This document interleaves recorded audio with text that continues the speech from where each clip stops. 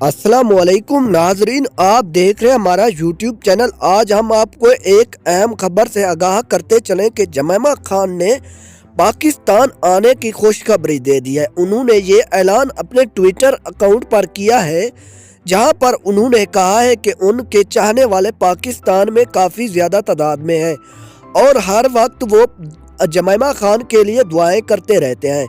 इसी वजह से जमैमा खान ने ये ख्वाहिश जाहिर की है कि वो बहुत जल्द पाकिस्तान में जाएंगी और पाकिस्तान में घूमेंगी फिरेंगी और पाकिस्तान के लोगों से मिलेंगी, जहां से उन्हें पहले भी बहुत ज़्यादा प्यार मिला था।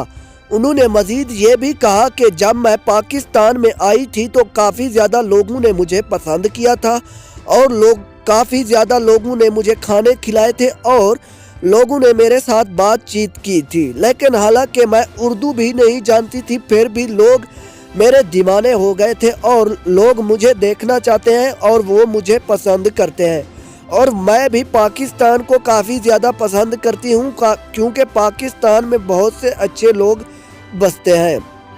इसके बाद जमैमा खान का ये कहना था कि अगर पाकिस्तान की हुकूमत उनको वीज़ा दे देती है तो वो ज़रूर पाकिस्तान का विज़िट करेंगी।